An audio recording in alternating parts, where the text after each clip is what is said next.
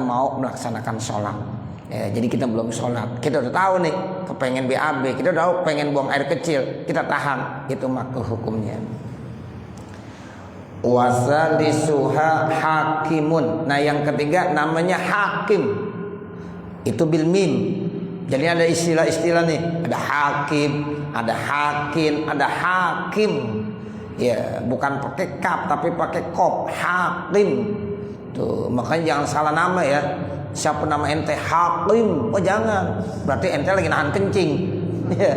Nah, begitu. Jadi hakim. Nah, begitu. Kalau hakim artinya apa? Orang yang nahan pipis dan juga nahan buang air besar. Dua-duanya, pengen kencing juga, pengen BAB juga. Itu bahasa Arabnya hakim. Ya, hakim. Beda dengan hakim, itu Abdul Hakim, orang yang bijaksana. Ya, Abdul Hakim artinya hamba Allah yang ya bijaksana. Nah, seperti itu, Abdul Hakim. Hakim itu termasuk min asmaul husna. Nah, sehingga orang kalau dikasih nama hakim pakai abd, Abdul Hakim. Sama dengan Allah, Abdullah, Abdul Hakim. Tapi kalau pakai qab, nah ini artinya beda. Orang yang nahan ya buang air besar juga menahan. Nih lebih parah lagi nih. Kalau nahan kencing aja nggak boleh, apalagi dua-duanya pengen kencing dan pengen BAB, itu makruh. Ya, jangan. Ma'an tuh artinya bersama-sama, dua-duanya bareng. Nah itu dalam istilah bahasa Arabnya namanya hakim. Warabi'uha yang keempatnya sopin bin nun. Ya, jadi sokin itu artinya aiko imun ala rijlin, itu namanya sokin. Orang yang berdiri di atas satu kakinya, sholat berdiri di atas satu kakinya. Padahal kakinya ada dua, ya, tapi dia sholat yang satu kakinya digantungin, berdiri di atas satu kaki. Ini juga makruh. Ya, ini kalau seandainya ada orang melakukan sholat seperti itu, jadi jangan makruh. Wa khamisuha sofidun. Ada lagi namanya sofid bidal. Apa artinya sofid? Ay qarinun baina qadamaihi ma'an. Itu orang yang merapatkan dua telapak kakinya, jadi rapat banget gitu.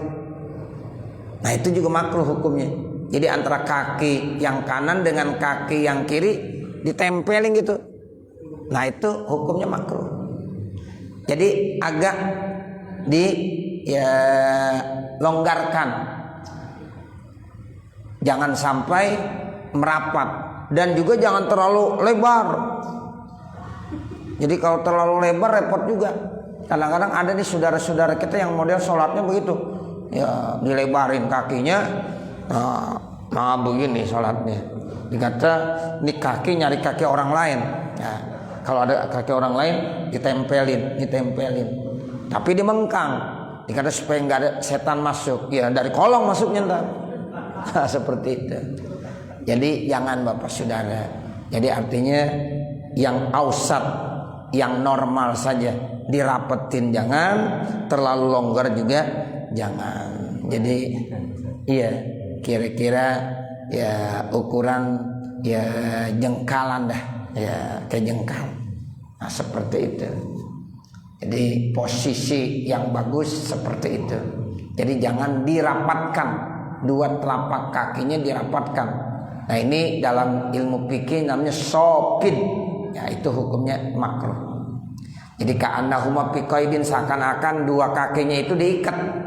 Ya, jadi karena terlalu rapatnya itu dua kaki yang kanan maupun yang kiri, jadi seakan-akan diikat. Wasadisuha hazikun. Yang keenam namanya hazik bizai, ya hazik wal qab. Jadi ada za ada qab. Artinya apa? Ai bidayikil hubbi, make hub yang sempit. Ya, jadi hazik orang sholat pakai hub, tapi hubnya terlalu sempit. Nah itu juga sama makruh. Sebab nanti bisa apa? Ya, bisa mengurangi kehusyuan. Kan orang kadang-kadang boleh ya sholat memakai khuf. Makanya nanti ada bab khusus khuf. Ya seperti itu. Tapi di kita ya nggak pernah pakai. Ya khuf itu memang ada di kawasan-kawasan tertentu, di daerah-daerah dingin yang memang mereka nggak pernah buka itu khuf, sehingga nanti ya dia cukup menyapu khufnya. Ya mashul khuf namanya, menyapu khuf. Jadi dia nggak usah dibuka. Nanti ada aturan mainnya ketika berwudu. Nah sekarang kalau seandainya ada orang sholat menggunakan khufnya terlalu sempit, itu juga sama, hukumnya makruh. Qala Syarqawi, berkata Imam Syarqawi, fassarahu ba'duhum bil mudafi lirih. Ada sebagian ulama yang mentafsirkan artinya hazik, orang yang menahan buang angin. Ada yang menartikan begitu.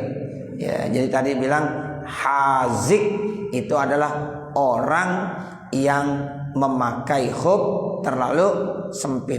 Nah ada lagi makna hazik ya menurut Imam Syarqawi ya itu artinya orang yang menahan buang angin. Wa ammal ladzi yudikul khuf, adapun kalau orang yang memakai khufnya sempit, fayuqalu lahu, maka dikatakan orang itu hafiz dibilang. Nah, wa kullun sahihun, semuanya benar. Jadi kalau ditanya mana yang benar, semuanya benar karena ada alasannya masing-masing. Intaha, selesailah apa yang dikemukakan oleh Imam Syarqawi.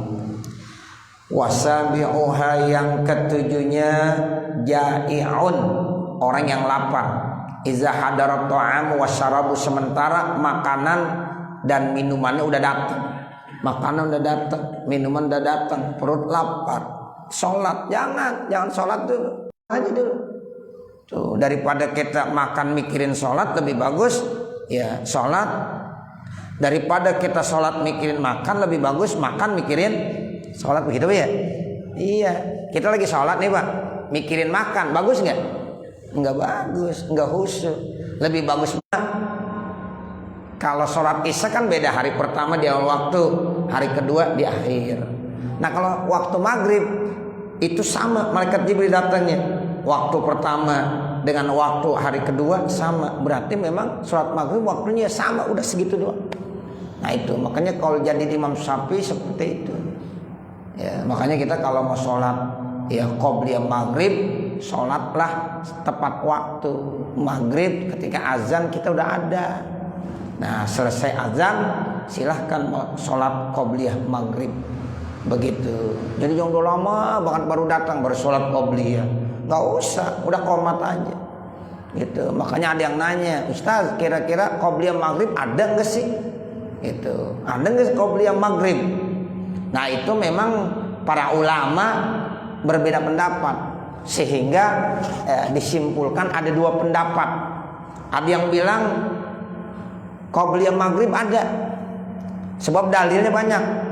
Sahih Bukhari menjelaskan, ya Imam Tirmizi juga menjelaskan dalam salah satu hadisnya.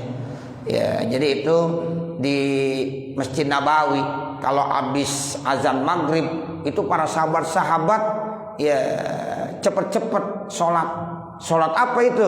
Sholat qobliyah maghrib. Sehingga ada satu sahabat yang ketinggalan datang, disangkanya udah sholat maghrib. Oh ternyata semuanya sholat qobliyah. Begitu banyaknya orang yang ikut sholat qobliyah. Nah baru setelah itu sholat maghrib. Nah begitu. Jadi emang ada Pak sholat qobliyah maghrib, kita kerjakan. Ada dalilnya. Sebab ada yang bilang nggak ada ya qobliyah maghrib, nggak ada. Nah itu.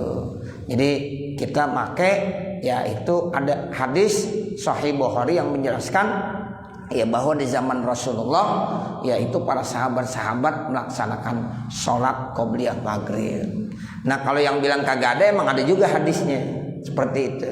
Jadi kita silahkan aja ya memakai ya kaul yang pertama yang membolehkan, cuma jangan terlalu lama. Nah seperti itu ya. Jadi nanti yang muakkadahnya ba'diyah maghrib. Kalau qobliyah maghrib ya itu ghairu muakkad, tidak termasuk muakkad. Jadi Nabi kadang-kadang ngerjain, kadang-kadang enggak. Tapi kalau ba'diyah maghrib itu muakkad, sangat ditekankan, sebab Nabi nggak pernah ninggalin. Sama seperti ba'diyah isya, ba'diyah isya Nabi nggak pernah ninggalin. Tapi kalau qobliyah itu tergantung situasi kondisi. Kalau memang ada waktu silakan kerjakan qobliyah isya. Kalau enggak usah langsung isya. Nanti ba'diyahnya jangan dilupakan. Jangan qobliyah isya dikerjain, ba'diyah enggak. Ya, qobliyah maghrib dikerjain, ba'diyahnya enggak. Salah. Ba'diyahnya jangan ditinggalin. Ba'diyah maghrib, ba'diyah isya itu muakkad. Tapi enggak pernah tinggalkan. Tapi kalau qobliyah lihat situasi dan kondisi. Nah, seperti itu. Ya, jadi ini kita kembali nih. Ya, kalau ada orang lapar, ya kemudian makanannya udah dihidangkan di situ, ya, atau au qarubah huduruhuma, atau mungkin udah deket lagi didatangkan, belum dihidangkan, cuma sebentar lagi udah matang, perut udah lapar, terdengar suara azan, Allahu Akbar, Allahu Akbar. Ya, ini pun udah lapar banget nih. Bini udah rapi makan, ya ini masak, tapi belum dihidangkan, sebentar lagi dihidangkan, silakan makan aja dulu, nggak apa-apa. Tujuannya supaya ntar sholatnya khusyuk, tuh begitu. Tapi kalau belum lapar mah nggak usah, mau sholat aja dulu, sholat silakan. Sebab ada hadis tuh, ya iza kudimal asa, ya apabila iza kudimal iza hadaral isya, apabila udah datang waktu isya, terus waktu dimatil asya, kemudian makan malam juga udah disiapkan, maka kata Nabi silahkan dahulukan asyanya. Asya itu artinya makan malam gitu. Jadi apabila makan malam udah disiapkan, waktu isya udah datang, kudimatil asya, dahulukan makan malam. Tuh, jadi Nabi itu bijaksana banget Bapak Saudara. Nah begitu. Jadi kalau ente lapar silakan makan aja dulu. Tuh, tapi kalau kita memang kondisinya makannya biasa-biasa perut nih, kita mau sholat nggak ada masalah, ya sholat lebih dulu. Nah seperti itu. Jadi artinya Nabi itu begitu bijaksana. Ya, jadi apabila asya itu artinya makan malam. Kalau isya sholat isya. Nah itu kalau makan malam udah disiapkan. Bagaimana isya udah datang, dahulukan ya asya, ya makan malam terlebih dahulu.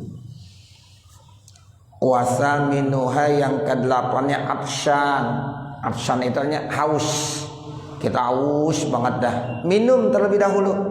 Habis minum baru kita sholat. Jangan nahan haus. Watasi wa hafiz bil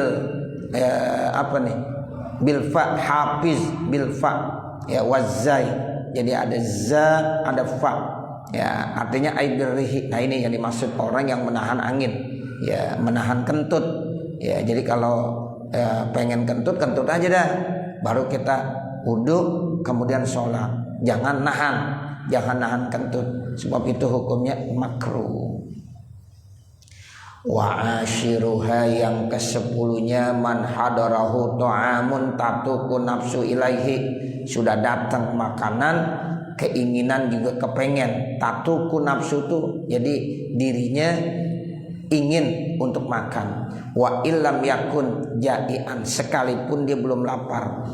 Ya kal huduri, dan seperti juga datang qarubah huduruhu, yang sudah dekat datangnya. Sama tuh.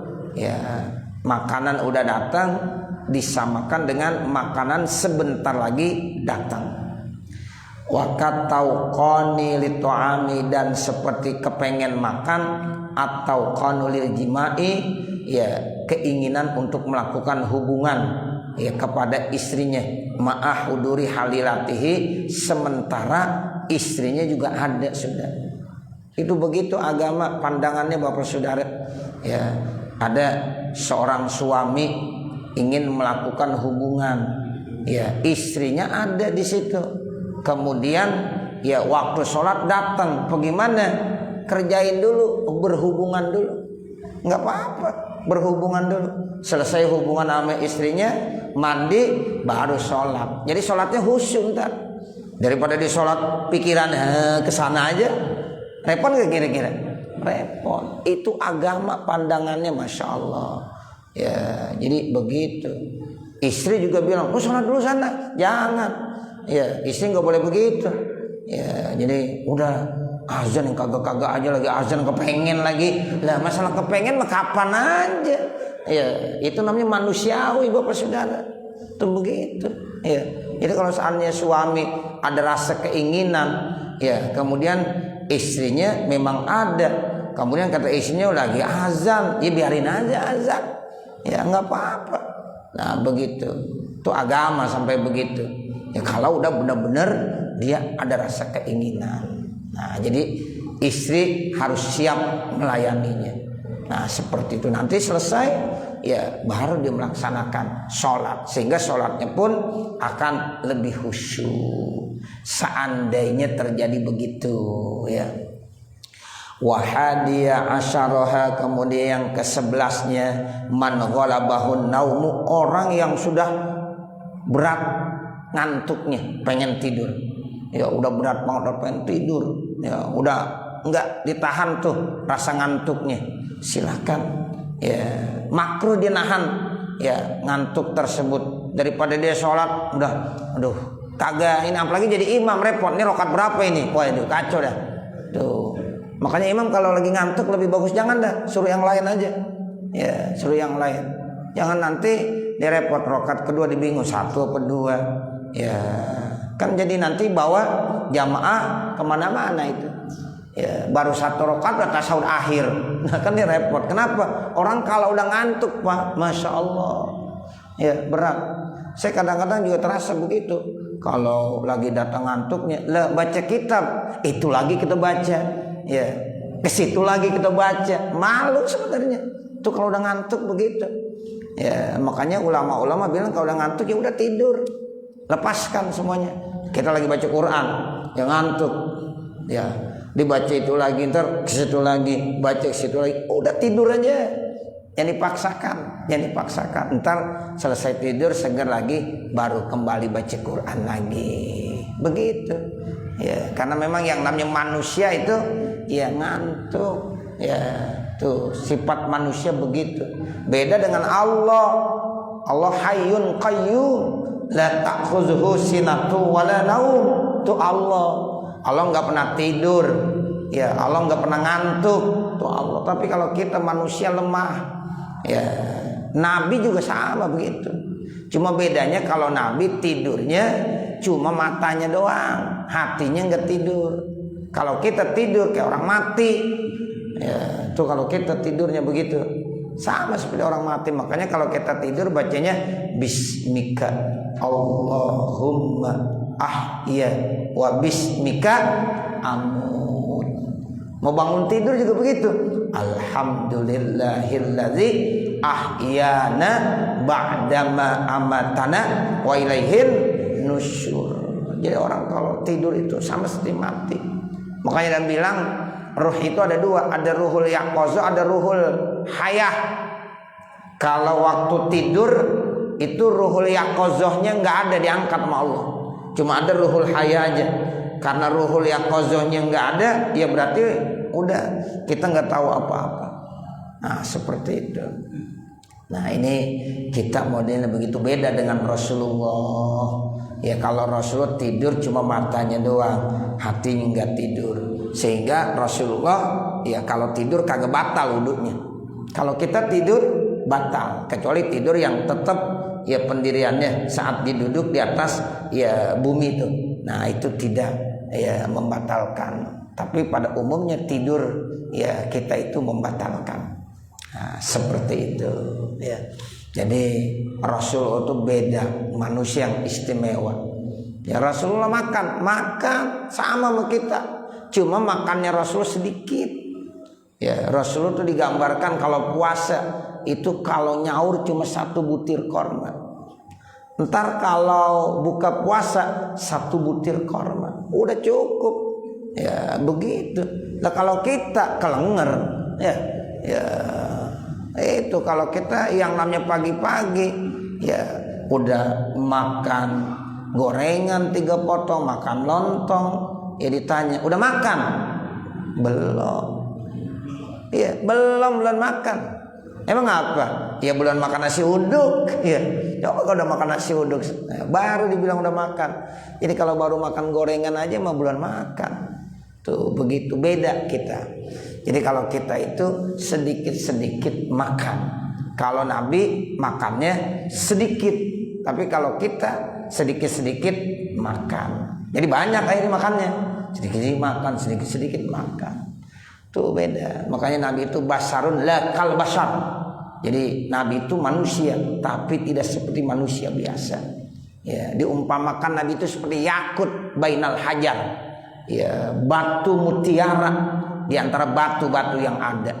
Tuh, jadi istimewa Rasulullah sallallahu alaihi wasallam. Tapi tetap Rasulullah itu bijaksana. Sehingga kata Nabi begitu, kalau ada orang ada keinginan mau makan, ya sholat udah datang, silahkan makan aja dulu. Ada seseorang ada keinginan untuk melakukan hubungan sama istrinya, sementara sholat udah datang, silahkan melakukan hubungan dulu ya sama istrinya, nanti baru sholat. Tuh sampai seperti itu. Lagi ngantuk, ya silahkan selesaikan dulu tugasnya, tidur aja dulu dah, nanti baru sholat. Sebab kalau orang ngantuk nanti hilang ya rasa kehusyuannya di dalam sholat. Tuh dia nggak tahu apa-apa. Rakaat pertama, rakaat kedua dia nggak bisa bedain. Kenapa? Udah berat banget ingin tidurnya. Seperti itu. Wasaniya asyaraha man fil maqbarati ghairal manbusyati wa kazal manbusyatu in purisat wa illa palatasihu sholatu piha. Kemudian yang ke-12 makruh lagi sholat apabila ada orang sholat fil maqbarah. Ya, sholat fil maqbarah itu makruh. Ya, di dalam maqbarah. Ya, baik itu maqbarahnya udah digali maupun yang belum digali. Ya, itu begitu. Jika udah dihamparkan, ya wa illa kalau seandainya tidak fala tasih maka tidak sah salat ya pihak di dalam makbarah tersebut.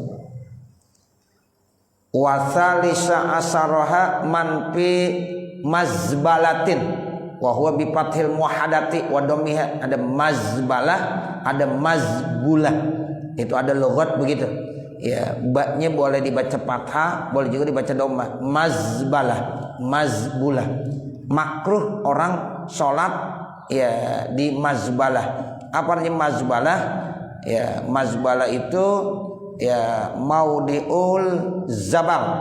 Ya, zabal itu artinya sampah, tempat sampah.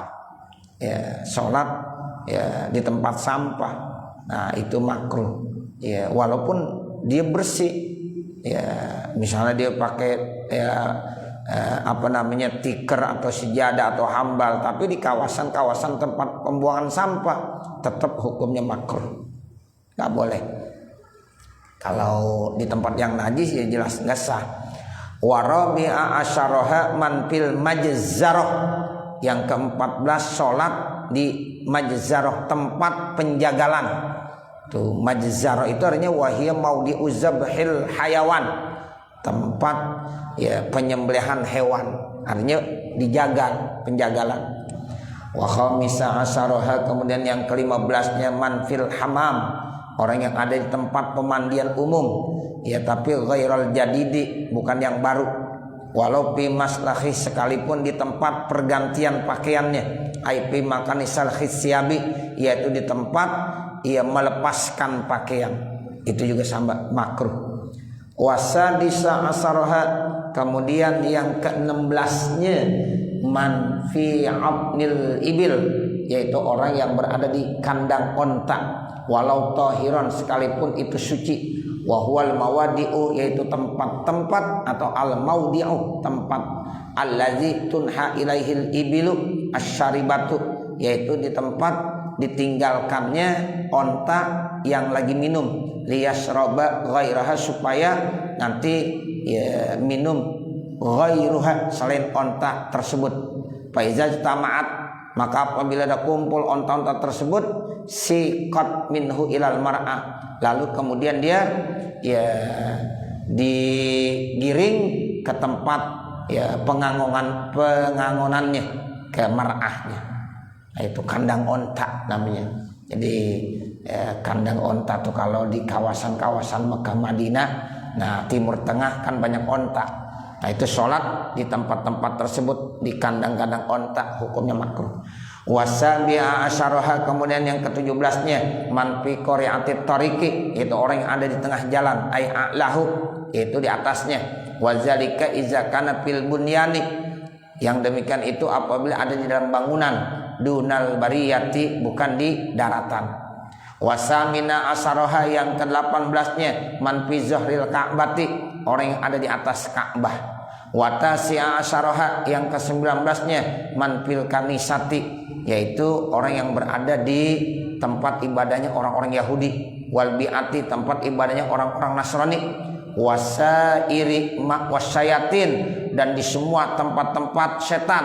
Kama wadi'il khamri wal muksi, seperti tempat-tempatnya orang mabok, khamar ada di situ, atau biak cukai, pajak di situ.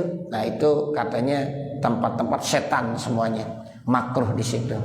Ya di gereja, ya itu juga makruh.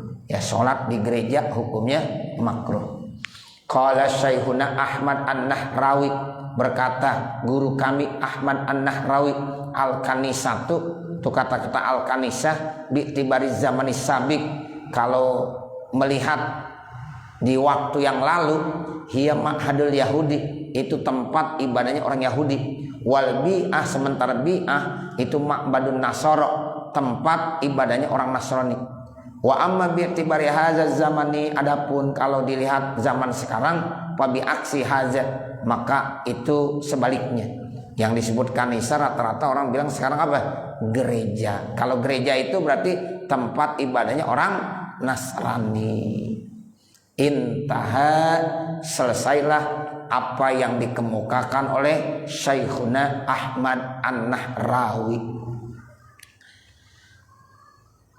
Qala Syarqawi, berkata Imam Asy-Syarqawi, wa mahallul karahati fil mazkurati, dan tempat makruhnya pada hal-hal yang sudah disebutkan tadi di atas, haitsulam yakhaffatal maktubati, kalau seandainya memang dia tidak khawatir keluputan sholat yang wajib.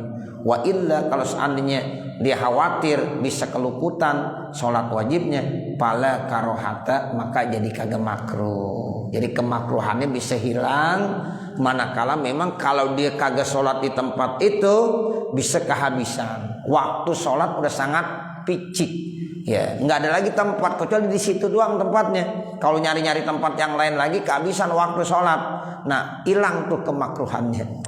Tuh, jadi yang namanya hukum begitu Bapak Saudara. Ya, jadi tergantung bagaimana alasannya. Jadi kalau seandainya ada orang sholat di gereja, nah begitu nyari-nyari tempat tuh udah nggak ada lagi. Ya udah nggak ada tempat lagi dah. Ya seandainya dia tinggalkan nyari tempat yang lain, keburu kehabisan sholat, ya berarti sholat di gereja tersebut jadi kagak makruh hukumnya. Seandainya terjadi begitu. Dan tempat-tempat lain. Wa isruha, nah yang terakhir dah, yang ke-20. Apa yang ke-20? Munfaridun, sholatnya sendiri. Wal jama'atu qaimatun, sementara jamaah sudah dilaksanakan. Sawaun kana munfaridan anil jamaah, sama saja dia munfarid daripada jamaah, wassob, atau dia ya menyendiri daripada sob barisan. Contoh begini, kita sedang melaksanakan sholat berjamaah, tiba-tiba ada orang datang sholat sendirian di sana, itu namanya dia munfarid anil jamaah, menyendiri dari jamaah, makruh hukumnya. Ya mestinya dia lanjut aja bareng-bareng berjamaah. Ini enggak, di sendirian. Ya. Atau yang kedua, makruh juga terjadi sholat jamaah. Ya, sob, ya udah ya bagus dah. Tapi dia enggak buat sob bersama-sama yang lain, dia bikin sendiri sob. Ya, sendirian di belakang. Ya, nah itu juga hukumnya makruh. Bahkan yang begitu bisa nanti meluputkan fadilah berjamaah. Jadi kita kalau sholat, ya jangan di shop sendirian, di barisan tapi sendirian. Kalau bisa kita masuk ke kawasan shop yang sudah ada. Kalau seandainya enggak muat, ya usahakan Ya kalau kita orangnya agak kecil bisa masuk lah sedikit-sedikit, atau enggak bisa juga. Nah nanti kita minta bantuan. Ya nanti kita takbiratul ihram, selesai takbiratul ihram kita boleh ya megang saudara kita yang ada di depan biar nanti dia mundur ke belakang. Nah seperti itu. Tapi megangnya jangan belum sholat, takbiratul ihram dulu, Allahu Akbar, baru megang. Jangan belum apa-apa udah megang duluan. Ya nanti dia mundur, dia masih sendirian berarti. Tapi kalau kita sholat Allahu Akbar baru, nah nanti dia mundur ya langsung ada temennya. Nah seperti itu ya. Jadi kalau dia sholat sendiri hukumnya apa? Hukumnya makruh. Dan kita kalau bikin shop ya, yang kedua nih mau bikin yang baru, jangan di pojok sana, jangan di pojok sana, tapi lihat di posisi tengah di sebelah kanan daripada imam. Nah begitu. Jadi buat shop yang baru tuh begitu. Ya, ini kadang-kadang ada yang di sana dulu, ya sendirian, yang satu di sini, ya kan kayak marahan dia. Nah, jangan, yang benar yang di sini. Ya, jadi di tengah tapi ya samping kanan imam, tuh seperti itu. Jadi kalau dia shopnya sendirian, munfarid, ya itu hukumnya makruh. Bahkan kagak dapat fadilah berjamaah, walaupun dia niat usolli fardhu isya'i arba rakatin mustaqbilal kiblati adaan makmuman lillahi ta'ala, tapi dia di shop sendirian, ya itu tetap nggak dapat fadilah berjamaah, walaupun sholatnya sah tapi tidak mendapatkan fadilah berjamaah. Atau yang dimaksud yang tadi ya didirikan sholat berjamaah, nah kemudian ada yang sholat sendirian kagak ikut berjamaah, sama hukumnya makruh. Nah itu yang dimaksud isrun tuh begitu. Jadi yang ke-20 ya dia sholat puroda, dia sendirian. Padahal di situ sedang dilaksanakan sholat berjamaah. Kita waktu sujudnya dapat sab, kira-kira bagaimana tuh? Kan kalau kita masuk terus rapat sujud nanti dapat kira-kira. Iya, biasanya ya memang kalau ada saudara kita yang udah masuk ke dalam shop tersebut, ya kita saling pap sahu, ya. Jadi artinya kita kasih kerenggangan, kita kasih. Ya walaupun sempit-sempit dikit kasih. Jangan kagak dikasih. Kita udah masuk, wah malah disempitin begini. Jangan, kasihan ya, kasih. Nah begitu, ya minimal nanti pada saat lagi ruku atau lagi sujud, ya agak longgaran lagi, seperti itu Bapak Saudara. Yang jelas ta'awanu alal birri wat taqwa. Prinsipnya begitu kita, saling tolong menolong ya dalam takwa. Gitu. Termasuk kalau ada orang sholat di belakang sendiri, nah begitu. Kemudian dia udah memang memberikan kode ke kita. Nah seperti itu, jadi silahkan kita mundur ke belakang. Tujuannya apa? Untuk membantu supaya dia dapat fadilah berjamaah. Itu namanya ta'awanu alal birri wat taqwa, dalam rangka tolong menolong. Jangan kita nggak mundur ke belakang, kesian dia. Ya, jadi kita harus mundur ke belakang untuk membantu supaya dia shopnya enggak sendirian. Tapi kalau memang masih nampung, masih muat, kita masuk aja ke shop yang di depan tersebut. Ya, walaupun agak sempit gak apa-apa. Tapi nanti kan saling geser sehingga insya Allah ya muat tuh. Jadi padilah ya berjamaahnya dapat tuh Bapak Saudara, seperti itu. Nah ini yang dikatakan ya makruh hukumnya kalau dia munfarid. Wal jamaatu qaimatun sawaun kana munfaridan anil jamaah wasopu, ya atau dia shopnya bian ahrama bi sholati purada, dia takbiratul ihram sholatnya sendiri, au anis sopi pakot, atau dari shop pakot sendiri saja, bian ahrama biha jamaatan, bahwasanya di takbiratul ihram berjamaah, wan paroda anis sopi, kemudian dia sendirian daripada shop allazi jinsihi, yang memang dia dari jenisnya. Panfiraduhu makruhun, maka menyendirikan sop itu hukumnya makruh. Mufawwatun li fadilatil jamaati, dapat meluputkan fadilah berjamaah. Kama zakahul Ramli, sebagaimana ya para ulama. Jadi yang perlu digarisbawahi, ya kata Imam Romli, ini bisa meluputkan fadilah berjamaah. Tuh, kan sayang kita sholat berjamaah tapi nggak dapat fadilah berjamaah. Mestinya dapat 27 derajat, tapi ini nggak dapat. Nah ini kan sayang sekali. Sama juga kalau kita salam, mendahulukan salam. Ya imam belum salam yang kedua kita udah salam aja, ini juga dapat ya meluputkan fadilah berjamaah. Kan sayang Bapak Saudara. Ya kita sholat berjamaah, tiba-tiba imam salam assalamualaikum warahmatullah, kita langsung salam assalamualaikum warahmatullah. Itu makruh. Dan makruh di sini bisa meluputkan fadilah berjamaah. Nah begitu. Makanya kita harus tunggu sampai ya imam salam yang kedua. Assalamualaikum warahmatullah. Assalamualaikum warahmatullah. Baru kita sebagai makmum salam assalamualaikum warahmatullah. Assalamualaikum warahmatullah. Ini kadang-kadang enggak. Ya. Ada imam yang salam keduanya agak kedengeran. Ya. Ini tolong bagi imam juga salam yang keduanya harus dikeraskan. Jadi salam pertama dengan salam yang kedua sama dikeraskan. Ya, sebab nggak ada aturan assalamualaikum warahmatullah. Assalamualaikum. Nggak ada. Baca kitab yang mana aja kitabnya nggak ketemu. Ya begitu. Jadi kita kan sebagai makmum disuruh nunggu sampai salam imam yang kedua. Nah sementara imam salam yang keduanya kagak kedengeran, ini berarti kesalahan di mana? Di imam. Ya makmum kagak salam. Ini belum salam imam. Ternyata, nah dia begitu doang. Nah ini imam yang salah. Ya makanya imam juga mesti ngerti. Tuh, yang saya sering ketemukan tuh di sholat Jumat. Di model apa itu? Ya. Ini modelnya udah model-modelan sekarang. Ya. Jadi kadang-kadang begitu. Assalamualaikum warahmatullah. Assalamualaikum warahmatullah. Begitu. Ya. Kalau di ngaji nggak begitu tuh. Ya. Makanya ngaji. Ya, dia tahu. Nah, makanya nanti makmum pun harus tahu, imam pun harus tahu caranya seperti itu.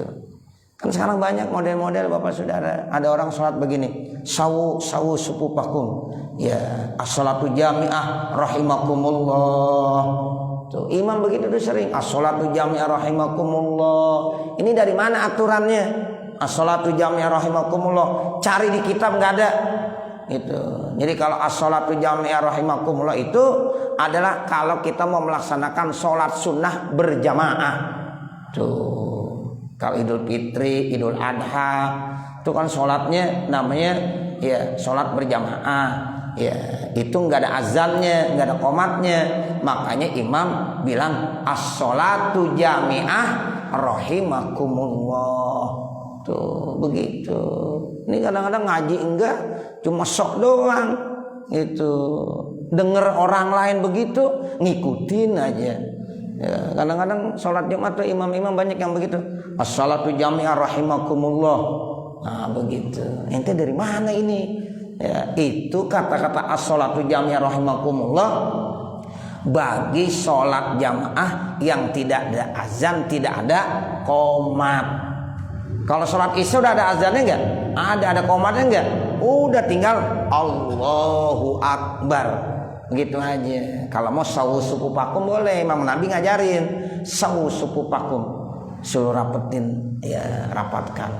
Dan nggak perlu dilihatin satu-satu. Berarti sawu.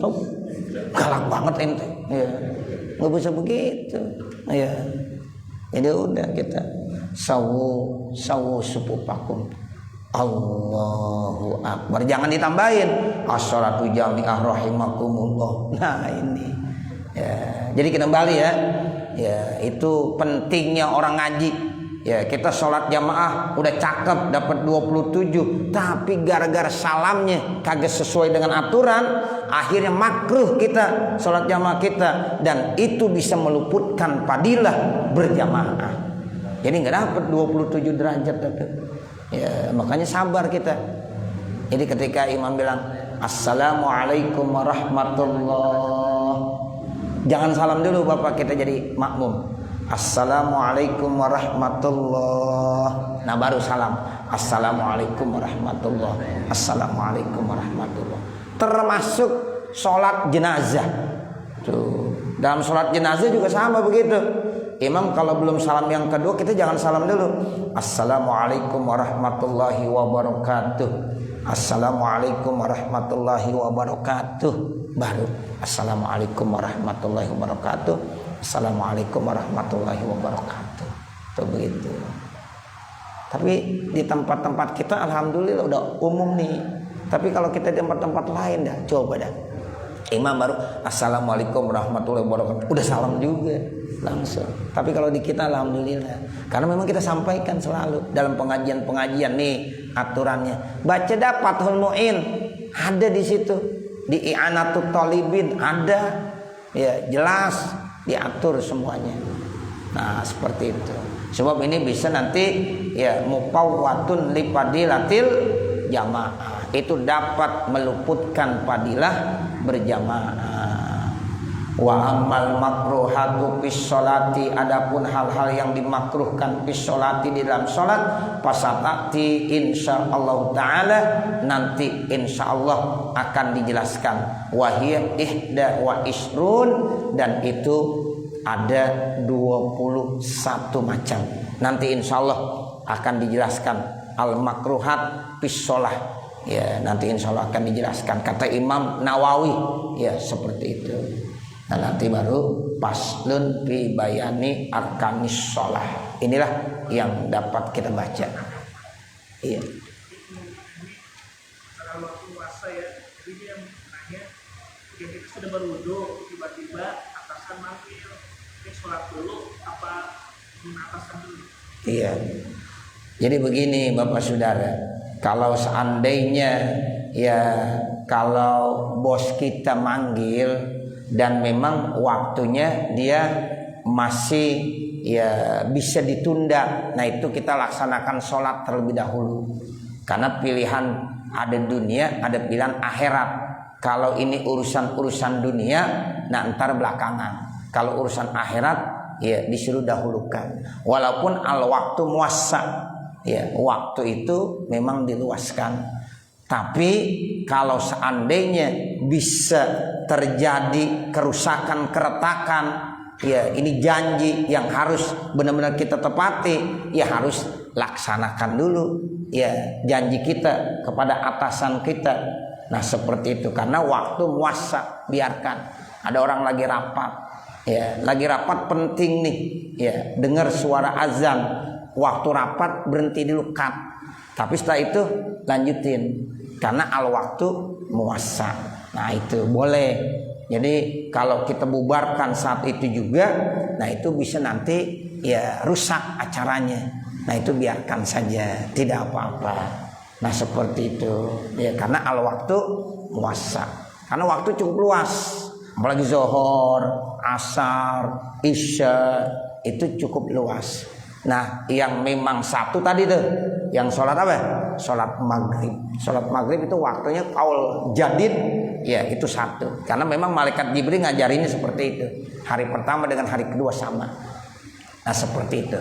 Jadi makanya ya Islam itu benar-benar luas. Ya jadi tasamuhnya, tolerannya begitu tinggi. Tinggal lihat situasi dan kondisi. Memang as-sholatu ala waktiha, yang benar kan begitu.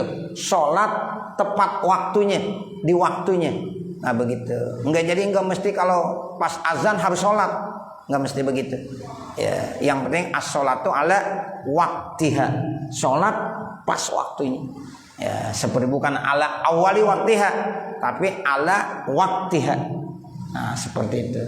Ya, jadi kalau seandainya ya ada yang tadi tuh ya kita luluskan dulu yang tadi supaya nanti mendatangkan kekhusyuan. Tujuan utama daripada sholat apa? Khusyuk. Jadi jangan sampai pikiran kita macam-macam. Makanya kata mu'alim Kiai Haji Bunyamin bilang, jangan sampai kita lagi ruku tapi pikiran kita di mana-mana. Ya, lagi sujud pikiran kita di mana-mana. Nah, makanya selesaiin dulu pikiran-pikiran yang di mana-mana tuh. Nah, nanti udah selesai semua, sholat benar-benar khusyuk jadinya. Jangan lagi sujud, ya pikiran lagi kondangan. Nah, ini kan berarti nggak bener. Nah, itu kata beliau seperti itu. Jadi tujuan utama adalah khusyuk di dalam sholat. Wassallallahu ala sayyidina Muhammadin wa ala alihi wa sahbihi wasallam. Walhamdulillahi rabbil alamin. Al-Fatihah. A'udzu billahi minasyaitonir rajim. Bismillahirrahmanirrahim. Alhamdulillahi rabbil alamin. Arrahmanir rahim. Maliki yaumiddin. Iyyaka na'budu wa iyyaka nasta'in. Ihdinas siratal mustaqim. Siratal ladzina an'amta 'alaihim ghairil maghdubi 'alaihim waladdallin. Rabbi ighfirli wa liwalidayya amin. Bismillahirrahmanirrahim. Alhamdulillahi rabbil alamin. Hamdan yuwaffi ni'amahu wa yukafi mazidah. Ya Rabbana lakal hamdu wa lakas syukru kama yanbaghi li jalali wajhikal karim wa li'azimi sultanik. Allahumma shalli ala sayyidina Muhammad wa ala ali sayyidina Muhammad. Assalatu wassalamu alayka ya Rasulullah. Assalatu wassalamu alayka ya Habiballah.